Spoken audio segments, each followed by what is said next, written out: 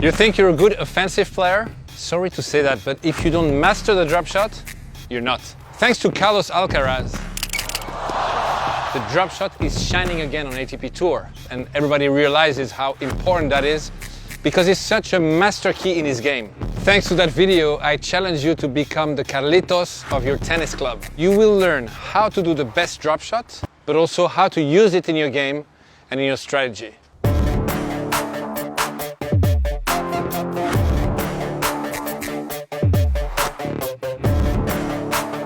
As you understand, you need to have the drop shot in your toolkit. And one of the reasons for that is that it makes you much more unpredictable. To win a match, you need to destabilize your opponent. You cannot be predictable. There are 3 dimensions in the court. You need to use the 3 of them. So here's the first dimension, right to left. In the US, they call it east and west. The second dimension is the air.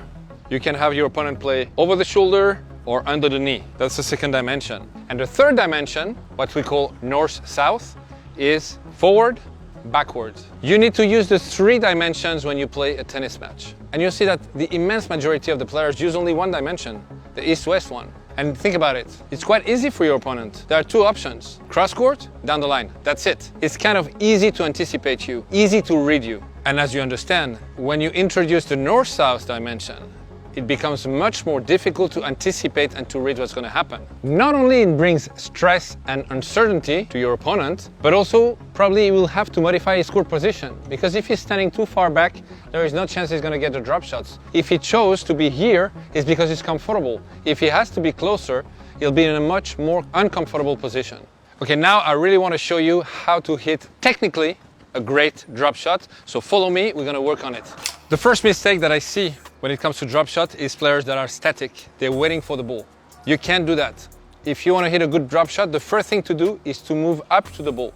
Go meet the ball. A good way to know if you did it well or not is to check at what moment you're hitting the ball. The ball comes from the other side, it bounces, then it goes up, and then it goes down again. The moment you need to hit the drop shot is when the ball is rising up. So it hits the ground, goes up, and this is where you should hit the ball to hit a drop shot.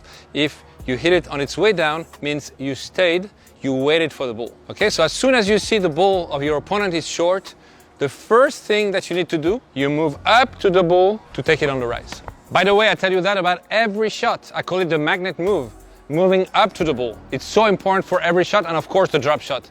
Go meet the ball. And one of the main reasons why I ask you to move forward and move up to the ball, do the magnet move, is because when you do this, you take time away from your opponent. Second, when you're getting ready to hit a drop shot and you start preparing, your preparation has to be exactly the same as if you would hit a normal forehand or a normal backhand.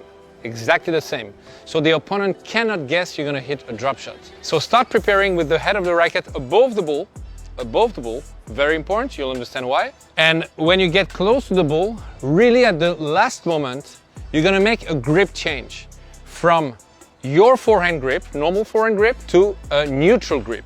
Forehand grip, neutral grip. So you're preparing a forehand, you're changing to a neutral grip, and then you're going to execute your drop shot. Forehand grip, neutral grip.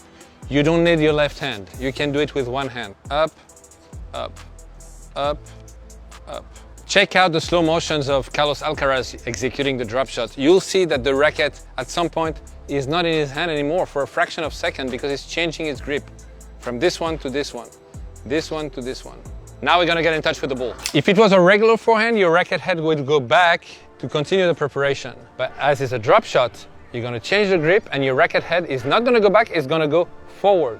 You're gonna go under, from above to under, which means you're gonna cut the ball. You're gonna make it turn. You're cutting the ball, and the moment you're cutting the ball, you're gonna do a curve under the ball. Once you cut it, you drive it. It's a slow motion shot. Imagine that you have a little bird. You don't want to hurt the bird, so you're gonna just touch it here and go under, preciously. Last thing very important, your legs. Once you're in touch with the ball, this back leg will go with your front leg together, forward, and end up in front of the front leg. Preparation, moving forward, change grip, drop shot, the curve, and I go. We go all together, hand and body.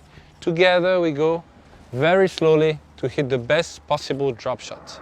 The drop shot is an offensive shot, so you can't hit a drop shot when you're not in an offensive position. To be able to hit a winning drop shot, it's extremely important to wrong foot your opponent. What does it mean?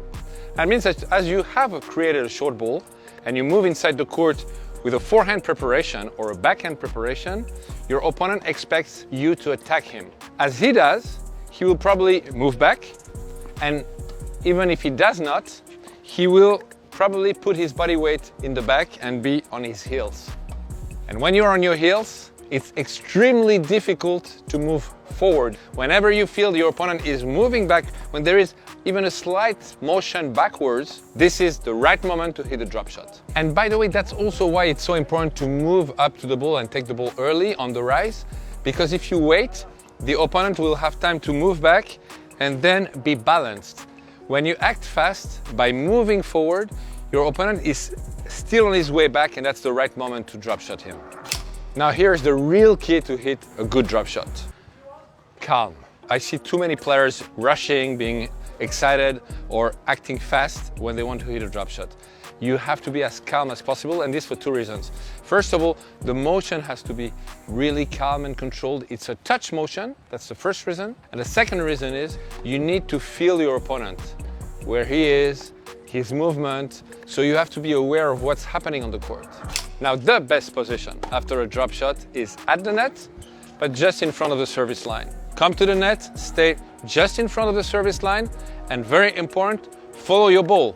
If the drop shot is down the line, come close down the line. If it's cross, come close cross. Think about the options of your opponent. First one, counter drop shot. I mean, you're inside the service line. Easy for you, you're gonna hit a winner. If he tries to go down the line, as you are very close to him, you're gonna be able to hit a winning volley. He cannot lob you because you have time to move back. So you basically close all the solutions for your opponent. Now here's the key to know if your drop shot at practice is efficient or not. We're gonna count the bounces between the moment the ball passes the net and it crosses the service line. If there is only one bounce before your ball crosses the service line, then it's a bad drop shot. If you have two bounces, it's an average drop shot. Now, if you have three bounces, and plus, of course, starts to be a very good drop shot. You can make a great game with your friends to work on that. You hit, let's say, one drop shot each. So if the ball hits the net, it's -1 point. If your drop shot crosses the service line after just one bounce, 0 points for you. After two bounces, 1 point. Three bounces, you can make 3 points. 4 bounces, 4 points. 5 bounces, 5 points, etc., etc. And if the ball rolls before crossing the service line, you won the game straight away. It's not an easy thing to change your grip just before hitting the drop shot, so that needs a special attention. And I would advise first to do it static. So the player doesn't move, you just feed some balls and he works on the grip change from a forehand to a neutral grip. Same with the backhand, to a backhand to a neutral grip. Repeat it as much as you can until it gets completely natural. Once you master changing the grip and executing the drop shot well, you can start to add some movement, not sideways, but forward. The coach is feeding some balls short and you have to make 1 or 2 steps forward and hit the drop shot every time. Make sure every time that you hit the ball while the ball is on its rise. Once your technique is right, let's start to work on efficiency. In order to do this, we're gonna place 2 baskets 1 meter, 1.5 meters behind the service line, and your goal will be to hit inside those 2 baskets. This is a very fun game to do with another player, and you can make a contest and see how many balls both of you are able to hit inside one of the 2 baskets out of 20, 30, 40, 50, as many as you want. Woo! So remember what I told you at the very start of that video. If you master the drop shot, you are playing modern tennis. Work on it. Trust me, when you're gonna play matches, you'll remember that. If you like this video, just remember we have a lot of masterclass, so check what you want to improve on. Give yourself some time to do it. You won't regret it. There are so many subjects. Tennis is really, really big. So there's things for everybody, and everybody needs to improve. Watch the masterclass, go on the court, work on it, and send me some messages.